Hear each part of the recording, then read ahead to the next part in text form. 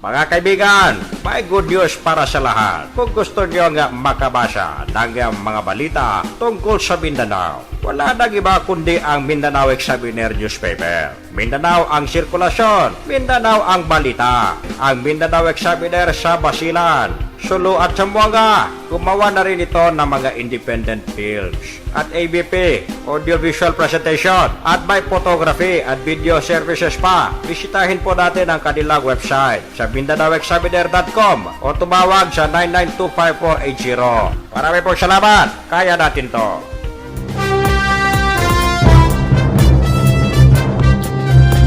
Yuhu! Yuhu! Yehey! Gising na mga kaibigan. Radyo Mindanao na.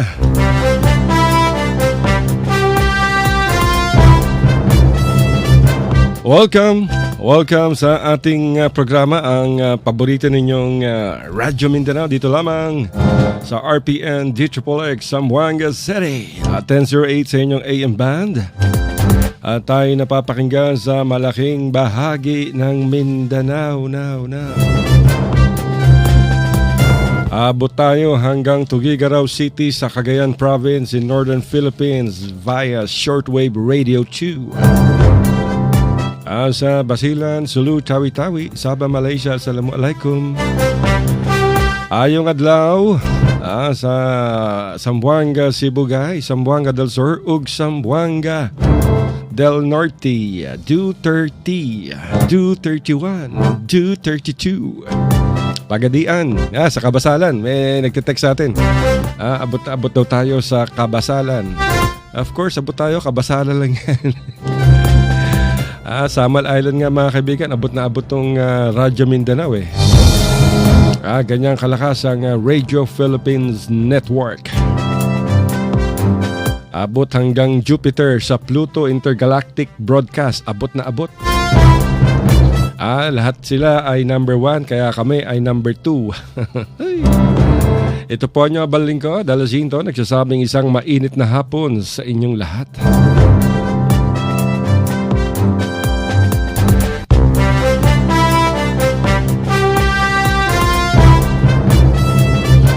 Labas na yung paborito nating newspaper, yung Mindanao Examiner Regional Newspaper. Available na sa inyong mga paboritong dealers and newsstands. Sa buong Mindanao, sa Zamboanga City, meron yan. Sa Basilan, sa mga barko, meron available. Sa mga hotel, Zamboanga, available. Sa Kabasalan, sa Ipil, meron. Pagadian, meron. Sa Cotabato, Davao, Kidapawan, Coronadal, meron. Cebu, meron. Tago, meron. Digos, meron. Saan pa ba? Sa Islamic Center, sa Quiapo, meron. Sa Taguig, meron. Yung kanilang banner story ngayon ng Mindanao Examiner Regional Newspaper. Federalism gains youth support in Mindanao. Wow. Yan yung kanilang banner story. Federalism gains youth support in Mindanao. Hukbong Federal Movement holds summit in provinces. Naka-dateline to sa Iligan City. Sino ba sumulat nito? Balita pala to ni anong dakilang mamamahayag ng Mindanao Examiner, si Eli Dumabok. Yung Bureau Chief for Western Mindanao, si Mr. Eli Dumabok.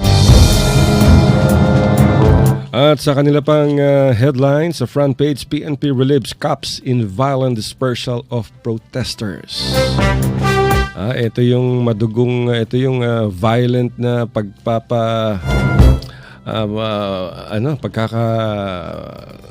sibak dito sa mga nagpo-protesta sa harapan ng US Embassy.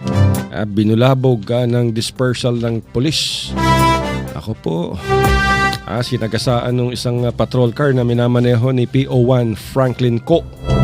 Yung mga protesters sinagasaan. Ako po, hindi pa nasiyahan dyan, bumaba pa siya ng kanyang patrol car, sinabunutan pa yung isang indigenous tribe man habang sakay ng jeep.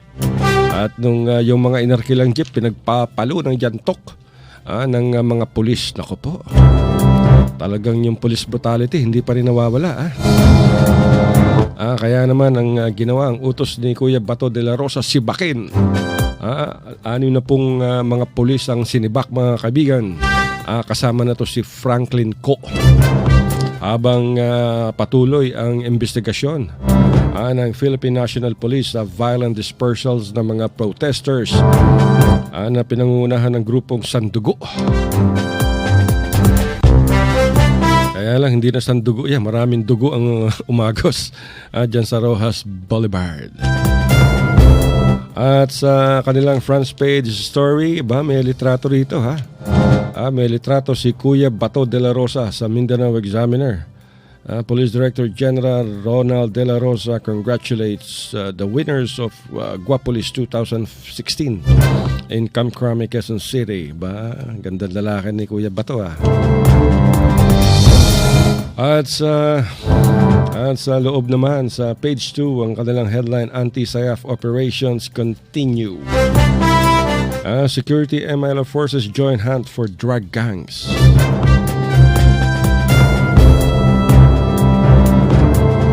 Tapos meron silang ARMM stories. Ito mula sa mga balitang mula sa Autonomous Region in Muslim Mindanao. ARMM to reinvigorate local health boards. Wow, it's good. Department of Education in ARMM highlights hand-washing habit formation. Department of Education arm trains school heads on classroom construction management. Armed schools get operating expenses in 2017. Meron na kayong MOOE. Sana hindi mapunta to sa bulsa ng mga tiwaling empleyado ng mga DepEd. At sa page 7, ito yung continuation ng balita sa federalism. Andi dito si si Mayor Hadar Hajiri. Kasama niya si National Chairman ng Hukbong Federal Movement, si Celso Tison. At sa Bisaya pa, sa Cebu Examiner, ang likod man ring kaning Mindanao Examiner Regional Newspaper, kaning Cebu Examiner. Ang kanilang headline, One Stop OFW Service Center ana sa SM Cebu City. Maayo na good news. Usapang headline, package nga mo kantidad og 10,000 paubos, tax free na. Wow. Good news sa mga balikbayan, sa mga OFWs na sila yung mga balikbayan boxes.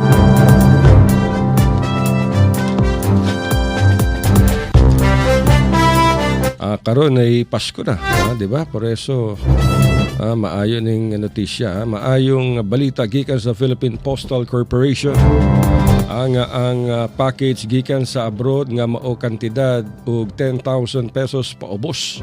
Wala na bayranan mga tax. Ang Tariff Act nga gilagdaan isip Republic Act 10863 sa Bureau of Custom miingon nga no duties and taxes shall be collected on goods with a freight unbound or freight carrier value of 10,000 pesos and below. Ingon pa ni Assistant Postmaster General Luis Carlos na mahayag ang maong kalambuan usa ka kausaban sa mga gipatuman sa kasamtangang administrasyon nga makahatag og benepisyo sa mga suking kliyente sa PhilPost o Philippine Postal Corporation. Ang kanunay magdawat og package gikan sa gawas sa nasud.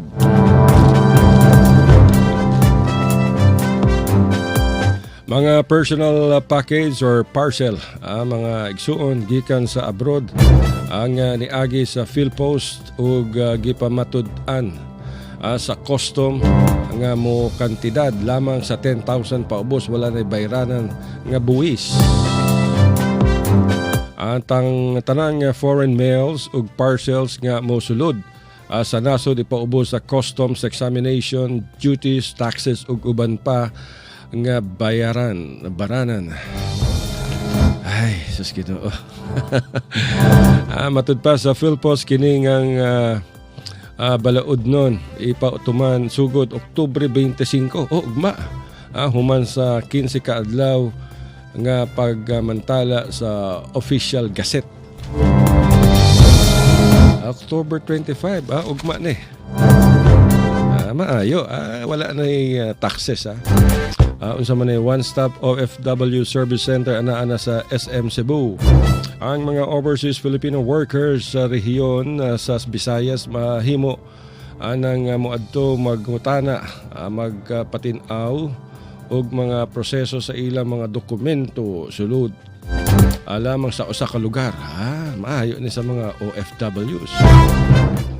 Tungod giablihan na ang one-stop service center alang sa mga overseas Filipino workers. Niining bulan sa Oktubre ang one-stop service center nahimutang sa second floor Government Express Center sa SUMART o SM City Cebu North Reclamation Area.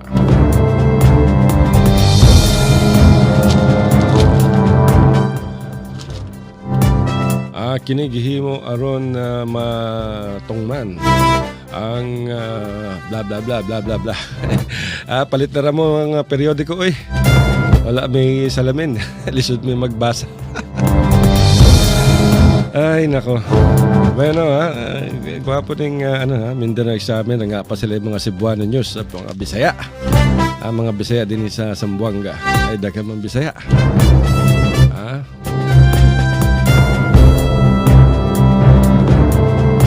Bueno mga kaibigan, tuloy-tuloy pa rin. Meron tayong balita galing sa ating correspondent sa Marawi City, si Muhammad Saadudin. Ito'y, droga na naman. Araw-araw na lang itong droga. Sa kabila ng kampanya kontra illegal na droga, patuloy pa rin ang kalakalan nila sa Autonomous Region in Muslim Mindanao. At isang babae ang nahulihan ng 1 kilong shabu sa bayan ng Sagiran sa lalawigan ng Lanao del Sur. Ayon sa ulat ng militar, naharang kamakalawan ng gabi sa checkpoint ang isang kotse na minamaneho ni Raihana Desalo, 23 anyos, at kasama pa nito isang batang babae na siyang ginamit upang itago ang droga. Grabe. Ang unat sa inspeksyon ng mga sundalo ay natagpuan ng shabu sa upuan ng batang babae. Kung kaya't agad hinuli si Desalo. Kasalukuyang iniimbestigahan si Desalo upang mabatid kung saan ito kinuha ang shabu. Talamak mga kaibigan ang kalakalan ng droga sa Lanao del Sur at Maguindanao na siyang pinagmumula ng shabu na ibinibenta sa iba't ibang lalawigan at lungsod sa Mindanao. Ilang mga politiko rin sa ARMM ang sinabit ni Pangulong Rodrigo Duterte sa bentahan ng illegal na droga.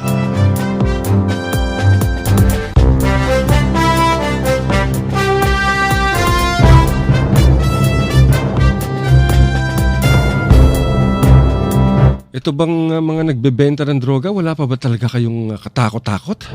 Wala talaga kayong kadala-dala? Naku po. Ay, grabe. Ang dami nang nahuhuli mga kaibigan. Ang libo-libo na ang napapatay. Tuloy pa rin kayo sa pagbebenta ng droga. My goodness. Anong may bibigay sa inyo ng droga? Sakit sa ulo. Pagwasak ng pamilya. Katulad itong isang balita galing kay Roderick Beñas, yung ating correspondent sa North Cotabato. Sinabi niya na iniimbestigahan ngayon ng mga otoridad ang isang kaso. May kinalaman sa 3 bangkay na natagpuan sa boundary ng South Cotabato at Sultan Kudarat. Partikular to mga kaibigan sa bayan ng Tantangan sa South Cotabato at sa bayan ng President Quirino. Nakakilala na ng pulisya mga biktima na si James Cabar, 15 anyos, grade 9. John Ray Cadayan Soledad, 24 anyos, at Silve Pagaduan Andrada, 24 anyos, pawang residente ng barangay Dumadalig sa Tantangan. Sinabi naman ni Chief Inspector John Rick Medel, ang hepe ng pulisya sa Tantangan, ay magkakaibigan umano ang 3 biktima. Pahayag pa ni Medel na dumalo sa isang kasal sa barangay Dumadalig ang mga ito noong Oktubre 22. Subalit ng desisyon ang mga ito, ang magkakaibigan na umalis gabi upang bumili ng balot sa poblasyon. Pero mga kaibigan, ang masaklap nito, hindi na nakabalik ang tatlo at nakita na lamang ang kanilang katawan. Wala na silang buhay at naliligo sa sariling dugo kinabukasan. Sinabi naman ng pulisya na posibleng robbery at carnapping ang motibo sa pagpatay sa mga biktima. Dahil wala na yung mga wallet, wala na rin yung kanilang motorsiklo. Magkakaangka sila.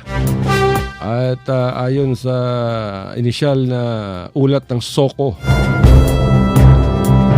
ay nagtamo ng tama ng bala sa mukha at ibang bahagi ng katawan ang mga biktima. At na-recover din sa crime scene ang mga basyo ng 45 kalibre pistola at M14 rifle. Sa ngayon mga kaibigan ay patuloy ang investigasyon. Terrible. Anak ng pating. Motorsiklo lang, papatay kayo ng tao. Mga kaibigan, grabe, di ba? Grabe na nangyayari ngayon. Dahil sa isang motorsiklo, pumatay ka ng 3 buhay. Kumitil ka ng 3 buhay dahil sa isang motor. Anak ka ng pating talaga. Kung naniniwala ka sa Diyos, ako sunog na kaluluwa mo sa impyerno. At sa Polomolok sa South Cotabato pa rin mga kaibigan, sugatan ng 3 katao sa pamamaril ng gwardya. Kahapon to ng madaling araw sa Spring Hill Resort sa Barangay Pagalungan. Kinilala ang mga biktima na si Russell Dumo, 20 anyos, Ronald Batistis, 28, at kapwa mga baker sa isang bakery, at isang J. Hart Rowelan Mole, 17 anyos, at residente ng Polomolok. Niratrat umano o pinagbabaril ang 3 gamit ang 12-gauge shotgun ng gwardyang nakilalang si Ruel Paulino Aleta, 40 anyos. Ang sinasabing detailed security guard sa nabanggit na resort at residente ng Barangay Popong sa General Santos City. Sa initial na investigasyon ng pulisya mga kaibigan, kinompronta umano ng 3 ang grupo ng mga resort goers na naging dahilan ng away. 4 na beses umanong pinaputukan ng gwardya ang mga biktima. Agad naman nadala sa pagamutan ng mga ito habang nahuli o nadakip naman ang gwardya. Pare-parehong sugatan, mabuti na lamang at sugat lang at hindi sila napatay. Kung sinyatgan sila sa muka, dead ball. Ayan ang hirap mga kaibigan pag may baril. Alam mo tong baril, may talagang may ano yan eh. Masama ang may kargang baril. Mabuti pa kang magkarga kayo ng sumpit. Sumpitin ninyo. Ako, ang karga ko, martilyo. Stanley, galing sa City Hardware. Talagang all-purpose yan. Self-defense yung aking martilyo. At pwede pa akong sumideline carpentry. Sa Isla naman mga kaibigan, sa lalawigan ng Sultan Kudarat ay binawian ng buhay habang ginagamot sa pagamutan ng isang barangay kagawan matapos itong pagbabarilin. Kaninang umaga dyan sa Tisa Street, Barangay Kalawag. Sinabi ni Superintendent Jofel Siaso ng hepe ng Isulan Police ay nakilala ang biktima na si Carlos Fabrigar, Barangay Kagawad ng Kalawag 2. Sakay umano ng kanyang scooter ang itong si Kagawad ng sundan ito ng 2 lalaking nakasakay sa isang motorsiklo at without warning, pinagbabaril. Agad naman tumakas ang suspect na sakay rin ng itim nilang motorsiklo at itim din yung mga t-shirt, itim din yung buhok, itim din yung mata. Satanista yata ito. Nadala agad sa pagamutan si Kagawad, ngunit binawian rin ang buhay. Naku po. Patuloy ang investigasyon ng pulisya mga kaibigan upang mabatid kung ano ang dahilan nito. Ano bang dahilan ng pagkakapatay dito kay Kagawad? Ito ba'y family feud? Maraming angulo ito. May kinalaman ba ito sa kanyang trabaho? Grabe. Puro na lang patay yung balitang pinapadala sa atin ng ating mga reporter. Sa South Cotabato pa rin mga kaibigan, sa bayan ng Surala, dead on arrival sa pagamutan ang isang ginang makaraang undayan siya ng saksak ng sariling asawa. Alas 6 ng umaga. Kinilala naman ng pulisya ang biktima na si Laida Tomo, 37 anyos. At ang asawa nito ay nakilalang si Pablito Tomo, 40 anyos. Meron silang 6 na anak. Sa inisyal na pag-imbestigasyon ng pulisya ay nalamang chismis ang pinag-ugatan ng away ng mag-asawa na naging sanhi ng matinding selos ng suspect. At patay yung babae, mga kaibigan, nagtamo, pina-imagine, binurda ng saksak yung katawan. Grabe naman tong asawang lalaking to. Selos lang, pinatay mo na yung asawa mo. Sana hiniwalayan mo na lang 6 yung anak ninyo. Mga kaibigan, sino mag-aalaga ng 6 na anak? Patay na yung asawa mo, pinatay mo yung asawa mo, ngayon nakakulong ka. Sino may responsable? Sino may kargo ngayon sa mga bata? Di ba? Yung mga lola? Sana hiniwalay mo na lang yung asawa mo kaysa pinatay mo. Pero mahirap naman, mga kaibigan, kung tinorotot ka. Di ba? Pag tinorotot ang isang lalaki, masakit yan. Talagang lalo na pag nahuli mo na sa akto, naku po. Talagang papatayin mo. Lalo na. Pero bakit yung asawa mo lang ang pinatay? Dapat hinanap mo rin kung meron siyang kabit o kalaguyo. Di ba, mga kaibigan? Hanapin mo. Yun ang una mong patayin. Grabe naman to ating advice. Hindi, pero ito, mga kaibigan, no joking. Wala tong pagbibiro. Pag ganun ang nangyari, hiwalayin nyo na lang yung asawa nyo. Kung ang asawa mo may kabit, kung ang lalaki may kabit, hiwalayin nyo yung lalaki. Kung ang babae may kabit, hiwalayin nyo yung babae. Di ba? Mag-usap kayo. Petra, hiwalay muna tayo dahil may kabit ka. Sabi siya ni Petra, Peter, Pedro, ihiwalayan kasi may kabit ka ring lalaki.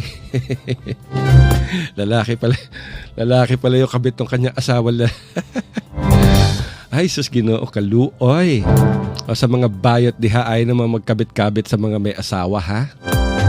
Delikado. Magwawala to si Mrs. Sige, kahanapin ka. Ikaw din. Buti sana kung katulad mo si Totoy Bato. Andiyan dyan sa media. Ang malanding si Totoy Bato.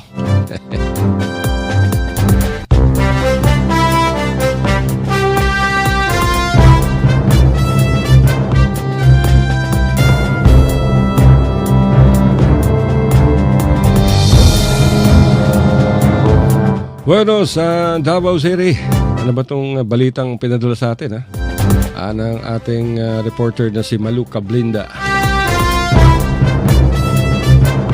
Naku po. Patay. Holdapper, piti sa pulis human misukol. Ay, Ginoo.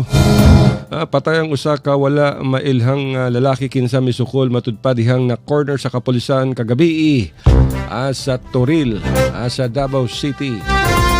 Sumala pa sa hepe sa Toril Police Station si Chief Inspector Ronald Lau. Kasamtangan silang nagpahigayon og surveillance operation diha duol sa gas station ang nahimutang sa Toril Poblasyon. Umang ilang nasayran nga adunay komosyon sa maong lugar. Paspas silang meresponde og dinhi ilang nasayrang gi-hold up ang maong gasolinahan. Unsa man ang gasolinahan, Malu? DCG. Ang DCG gas station. Sa pagresponde sa mga otoridad, misukol ang usa ka suspect nga mersusa pagkapatay ni ini samtang ang usa sutoy ang may pedagan sa iyang motorsiklo ay hot pursuit ni. Nakuha sa kapulisan ang tulo ka pakete sa shabu. Isus Ginoo, shabu ug armas diini nga 38 revolver. Sa kasamtangan, mga igsoon, wala pa nailhan ang maong suspect kinsa ana karon sa Angel Funeral Parlor sa Toril. Ay na. Siguro hay sa shabu. Nag-hold up. Ay sus Ginoo, ay na magka-shabu-shabu.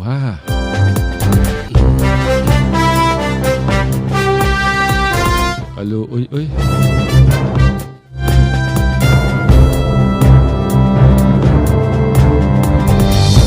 Kani pa usa pang news gihatag sa atua. Gipang tigbas sa wapa mailhing suspek ang mag-amahan humang mibalidad. Dihang kipang kikilan og sigarilyo dapit sa Sumilop, Barangay Marilog sa Davao. Si PO3 Enrique Caceres, investigador sa Marilog Police Station, ang miila nga ang biktima nga sila Lingona Tandangan, 71 anyos, og si Jeffrey Tandangan, 24 anyos, pulos mulupyo sa maong lugar.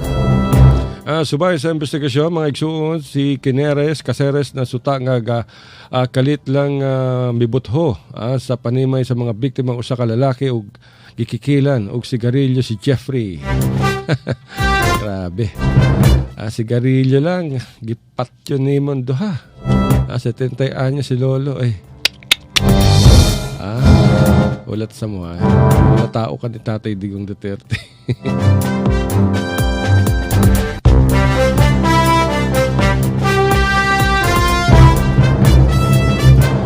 Grabe mga kaibigan. Itong pating sigarilyo lang nangikil ka ng sigarilyo, hindi ka binigyan.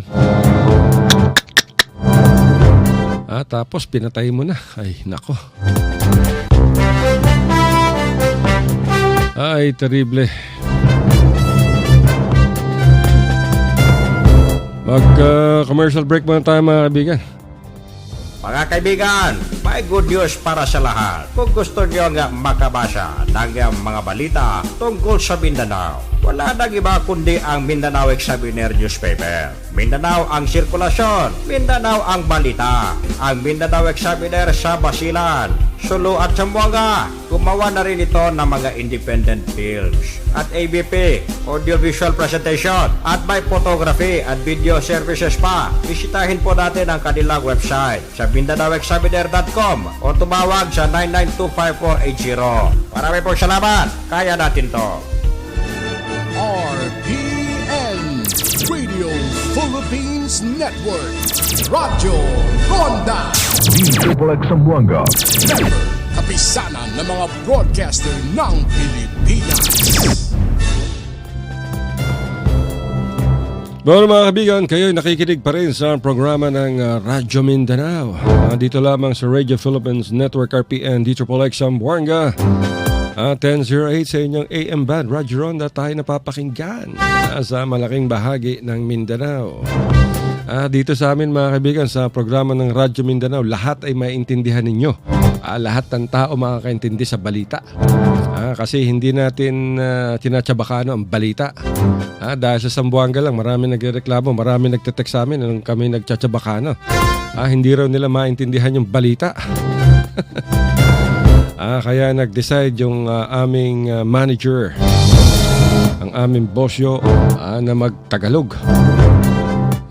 Upang lahat ay maintindihan, hindi lamang sa Zamboanga, maging sa ibang lugar. Masaya mga besinos, pwede anay kita mantsabakano kay mucho mga bibientes hindi taintende con el lenguaje dialecto de Zamboanga. Por eso persaw kita mangkwento na Tagalog. Itame dal di aton mga advertisers kaya sila mangkwento Tagalog para mas larger, mas grande el di aton audience. Kaya tauwi ka naton. Kaya el programa Radyo Mindanao mga besino sa kina RPN dito po Zamboanga, hindi lang akina Zamboanga City. Tam broadcast kita o tauwi. Hindi lang na Basilan o Zamboanga Peninsula, entero Mindanao sa mga besinos. Kay Puerte. Puerte gatal di aton na broadcast. Imagine 10,000 kilowatts kita. 10K. Por eso imagine mga besinos hasta na Samal Island alcanza el di aton programa. Entero hasta na Tugigaraw. Imagine Tugigaraw talyesin na Cagayan Province na Northern Philippines. Talkansa por casa de shortwave radio. El International Space Station. Yaman email sila na Radyo Mindanao. Tabla sila, tauwi sila. Pero abla sila Tagalog. No? You know, we cannot understand what you're talking about. We're astronauts here at this International Space Station. Ben pamparon. Pero mga kaibigan, sinabi lang natin na kailangan natin magtagalog dito dahil yung ating mga advertisers ay nakikinig. Ayaw nila ng Zamboangueño ang commercials nila. Gusto nila Tagalog dahil ang balita natin ay umaabot hindi lamang sa Zamboanga kundi hanggang Samal Island, hanggang General Santos City, hanggang Sultan Kudarat, hanggang Maguindanao, hanggang Cotabato, hanggang North Cotabato, hanggang Sultan Kudarat, Isulan, lahat.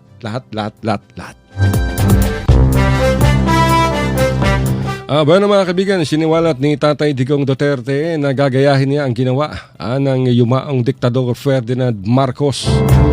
Partikular ang naging programa nito upang mapalago ang produksyon ng agrikultura sa ating bansa. Sa kanyang talumpati kahapon sa Tuguegarao City, matapos ang isinagawang inspeksyon sa pinsalang dulot ng bagyong Lawin, sinabi ni Tatay Digong na kanyang ipatutupad muli ang programa ng dating diktador, ang Masagana 99 at Biyayang Dagat. At sinabi pa ni Tatay Digong, sa totoo lang daw ay pinaka-bright na Pilipino itong si Marcos. Sayang lang daw at hindi natuloy at siya'y namayapa. Sinabi pa ni Tatay Digong sa kanyang masaganang 99 pati yung Biyayang Dagat ay ilulunsad niyang muli. At ito naman ay pinalakpakan mga kaibigan ng mga publiko, mga taong naroroon habang si Tatay Digong ay nag-inspeksyon sa mga pinsala na iniwan ng bagyong Lawin sa Cagayan Province. At hinihintay lamang umano ni Tatay Digong Duterte ang pondong ipagkakaloob ng bansang Hapon upang magamit sa programang pang-agrikultura.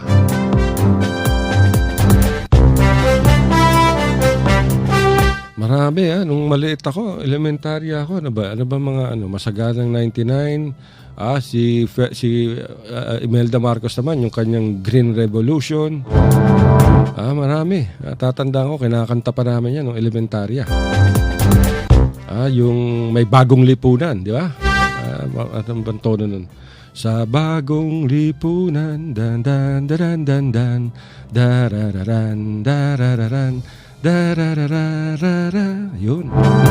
Siguro yung mga kasing edad natin natatanda niya, pinakakanta yan sa mga estudyante, ang bagong lipunan.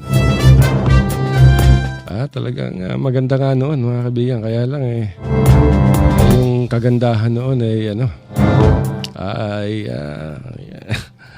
naging diktador itong si Marcos.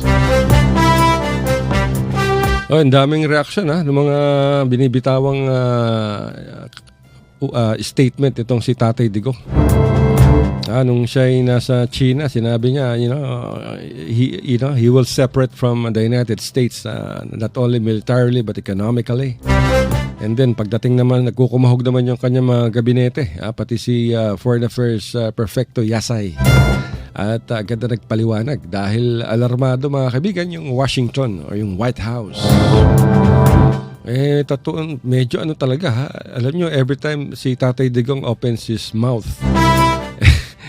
talaga meron siyang binibitawang salita, and then afterwards talagang ipapaliwanag niya. Kaya maraming maraming sabit-sabit.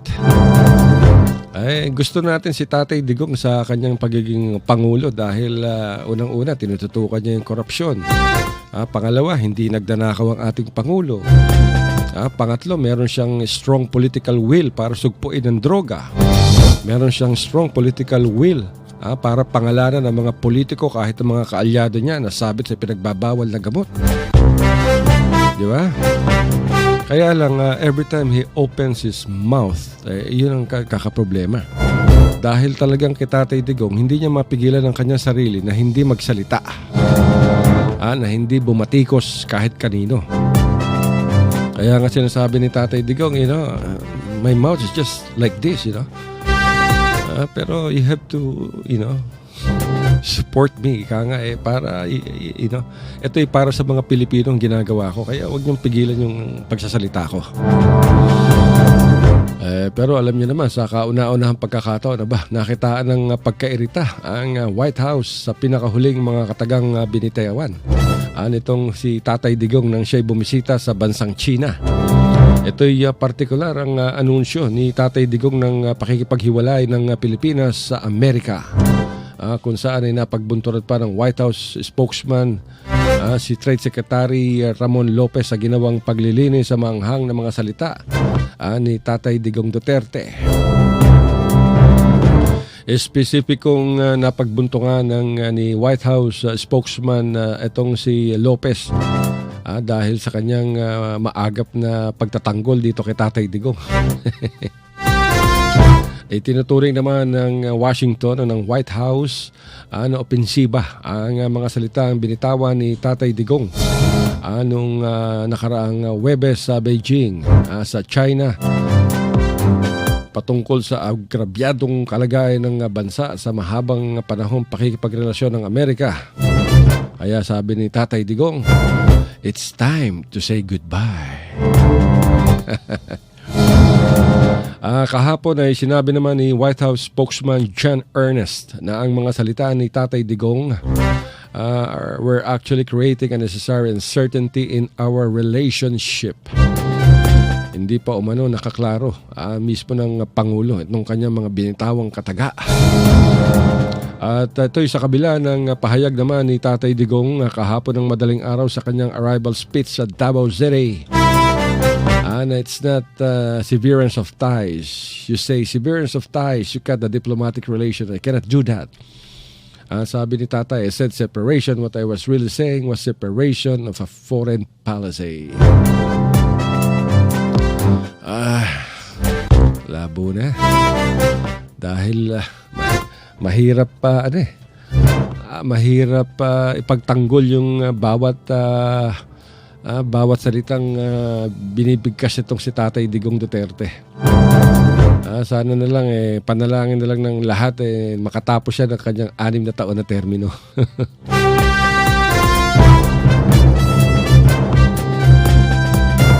Kasi maraming bansa ang hindi mapakali. Pati yung Japan. Sa Martes, bukas yata aalis si Tatay Digong at papunta sa Japan. At gusto rin ng Japan ngayon na liwanagin sa kanila ni Tatay Digong kung ano ang kanyang mga sinabi sa China. Dahil itong Japan ay kaalyado ng Amerika. Kaya yung Amerika naman binabanata ni Tatay Digong. So gustong malaman talaga ng Japan mula kay Tatay Digong ang katayuan. Diba? Para mas malinaw. Para alam naman ng Japan kung saan sila tatayo, paano ang kanilang approach sa Pilipinas. Alam nyo, Japan ang may pinakamalaking tulong na binibigay sa ating bansa. So, abangan natin yan mga kaibigan pagpunta doon nitong si Tatay Digong Duterte.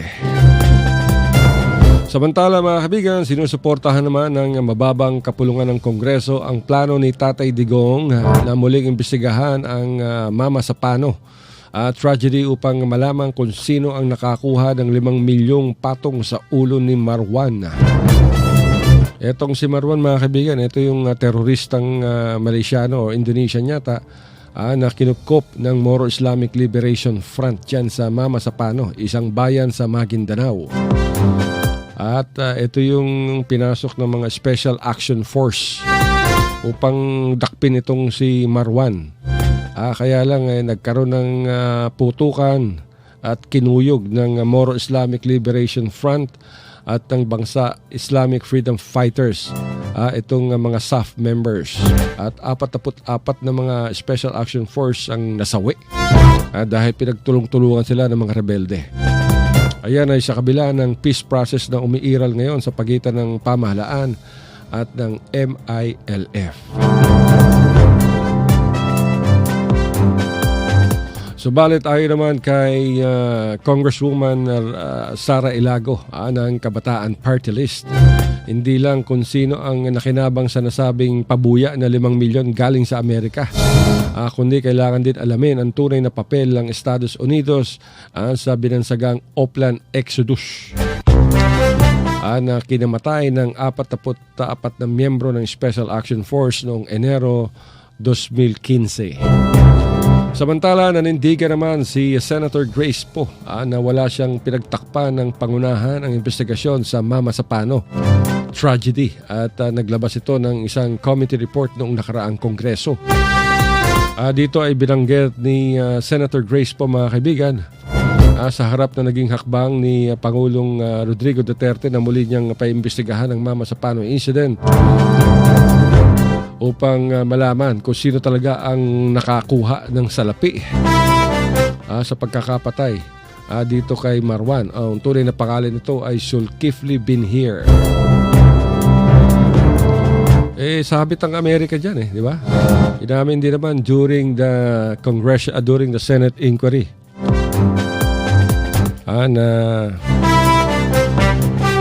pinutol ng mga staff yung daliri nitong si Marwan and then ibinigay sa dalawang FBI na naka-standby sa General Santos City. Federal Bureau of Investigation, mga Amerikano. Nung nagkakagera dyan, nandiyan tayo sa dyan tayo sa Cotabato. Akala namin nung una mga kaibigan, kasama ko yung mga koronel dyan sa kampo ng 6th Infantry Division at kami nag-aalmusal siguro mga 5 in the morning o 5:30 in the morning. Habang nag-aalmusal kami, doon na namin nakuha yung report. Sinabi sa amin ni Captain Joan Pitinglay, yung spokesperson ng 6th Infantry Division na nagkakasagupaan na nga ang member ng SAF at saka ng MILF and BIFF. At humihingi daw ng reinforcement itong SAF. Particular itong commander nila. Ngunit hindi naman makapagpadala ng sundalo ang 6th Infantry Division kasi blind sila, bulag sila sa ginawang operasyon ng pulis. Isinekreto ng SAF o sinekreto ng PNP ang operasyon ng SAF diyan upang makuha si Marwan.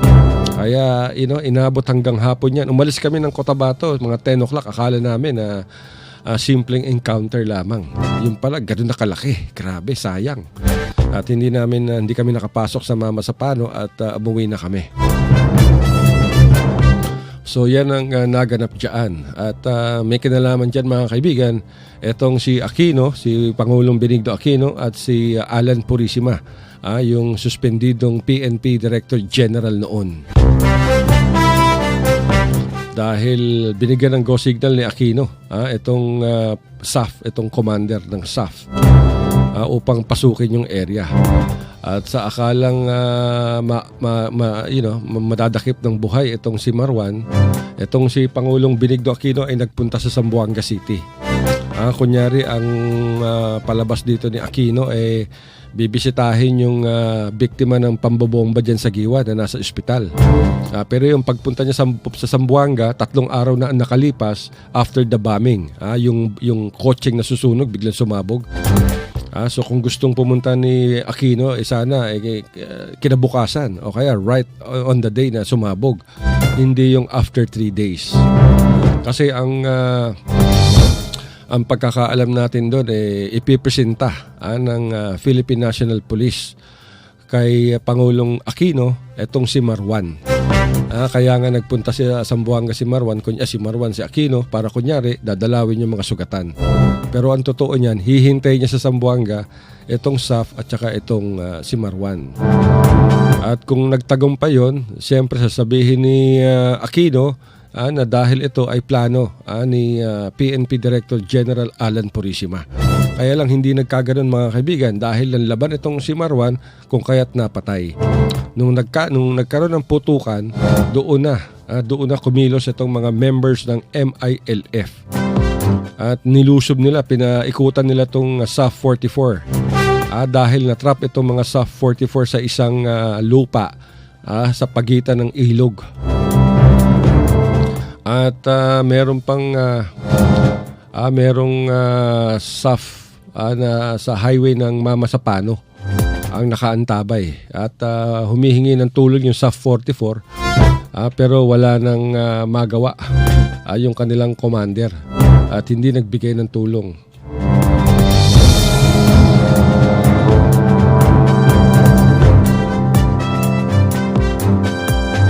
At ang kanilang commander mga kaibigan ay walang iba kundi si Getulio na Peñas.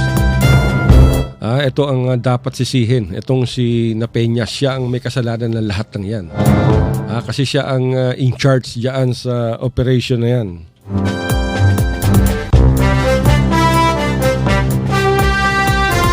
At sinisi niya pa si Aquino. Imagine si Getulio Napeña, ang dami niya pang mga SAF sa highway.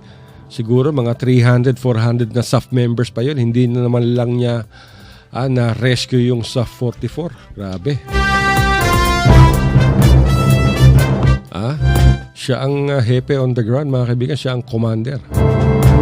Tapos nung eleksyon, tumakbo pa tong si Getulio Napeña. Akala niya mananalo siya. At ang ginamit niya pa yung SAF 44. Naku po, kunyari humihingi siya ng hustisya. Ginamit siya sa kanyang pangangampanya. Walang hiya talaga itong si Napeñas. Dapat ito, mga kaibigan, nung nalaman niyang namatay na yung SAF 44, dapat nagpakamatay na itong si Napeñas. At saka itong si Purisima, dapat nagharakiri na lang sila. Dahil sa kanila, namatay yung SAF 44 nang wala silang nagawa. Kaya nasa history na ng Pilipinas yan. One of the darkest moments sa history ng Philippine National Police. Imagine, ginamit pa ni Napeñas yung SAF 44. Kunyari, humihingi ng hustisya sa mga campaign slogan niya. Grabe. Ako talaga sinasabi ko, dapat nung una pa lang, nagpakamatay na to eh. Hindi siya dapat naging commander ng Napeñas na duwag.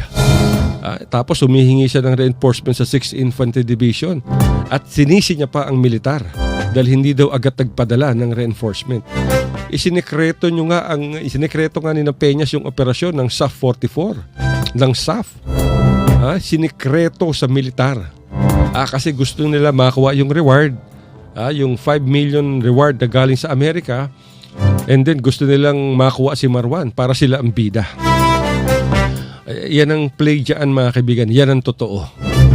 Believe me you. Kaya, talagang napakasakit. Akala ko nga nung during that time habang nagluluksa itong mga SAF, akala ko magkakaroon ng coup d'etat laban kay Aquino. Kasi unang pinuntahan ni Aquino yung kampo ng Special Action Force.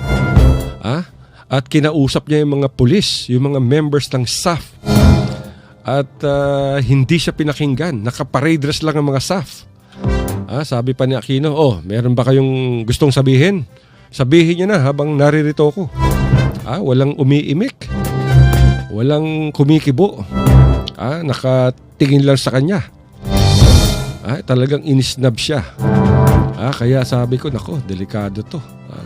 Baka magkaroon ng coup d'etat. At mabuti na lamang walang nangyaring pag-aaklas. Kaya napakasakit niyan, mga kaibigan. Napakasakit ng pagkakapaslang dito sa 44 na mga bayani ng Special Action Force. At alam nyo, pwede namang i-order ni Aquino. Alam ni Aquino, mga kaibigan, na umaga pa lamang, alam niya na kinakatay na yung mga members ng Special Action Force sa Mama Sapano. Pwede niyang utusan ng militar. Pwede niyang utusan ng 6th Infantry Division na bombahin yung mga rebelde. Kasi hoda yung peace process. Bombahin ninyo yung mga pumapatay sa SAF. Ipagtanggol ninyo ang buhay ng SAF. Pero hindi ginawa ni Aquino yan. Hindi ginawa ni Aquino. Bakit?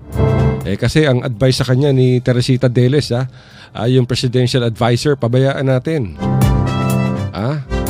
Let's history takes its course. Ano nangyari? Patay lahat. Hanggang maghapon yung bakbakan. Ang masakit pa nito, mga kaibigan, pinatay na nila yung SAF, pinagnakawan pa nila. Talaga mga bandido itong mga rebelding ito. Meron pang isa dyan ginawa natin ng balita to. Yung lumabas sa video, kinunan pa ng MILF yung video ng isang SAF na sugatan. Buhay pa, mga kaibigan. Ang ginawa niya, kinunan niya ng video, tinutukan niya ng 45 habang binibidyo niya, sa kanya binaril ng ilang beses. Patay. Ayan, violation niya ng ng Geneva Convention. Dapat yung ganun wounded, kunin mo, buhayin mo, hindi yung binidyo mo na, pinatay mo pa. Pero walang nagawa si Aquino. Dahil lang iniisip niya yung MILF. Grabe. So ngayon, dahil sa nangyari, maraming nagalit. Dahil instead na iligtas yung mga SAF, talagang pinabayaan pa. At yung mga bangkay, mga kaibigan, hanggang kinabukasan pa nakuha. Meron pang dyan, patay na, pinagtataga pa. Kinuha yung mga bota, kinuha yung mga uniforme, kinuha yung mga cellphone. Nag-text pa tong mga halimaw sa pamilya ng mga namatay na SAF. Patay na yung ganito, ganon. Nako. Ayan, nakakalungkot. Kaya mabuti naman itong plano ni Tatay Digong na muling buksan ng SAF ang Mama Sapano incident. At kailanman hindi magiging tahimik ang mga pamilya ng mga napaslan ng mga bayani. Dami nagsamantala dyan. Sinamantala ni Peñas, parang ginamit niya yung SAF 44 sa kanyang pangampanya. Sinamantala pa ito ng mga ibang direktor ng pelikula. Gumawa pa ng pelikulang mumurahin, low budget film. Nakalagay SAF. Nako, kahiya kayo. Pero mga kabigan, wala na tayong oras. High blood naman tayo dito. Naawa tayo sa SAF 44. Hanggang sa susunod na bukas, mga kabigan. At maraming salamat sa pakikinig ninyo dito sa isang oras sa programa ng Radyo Mindanao. Komentaryo, opinyon at iba pa. Sa buong sa Basilan, Sulu, Zamboanga, Tawi-Tawi, lahat. Maraming salamat, mga kaibigan. Ito po yung abalin ko. Dahil sinito nagsasabing isang mainit na hapon sa ating lahat. Hanggang sa susunod na bukas. Babu, I love you, mama. Chup chup.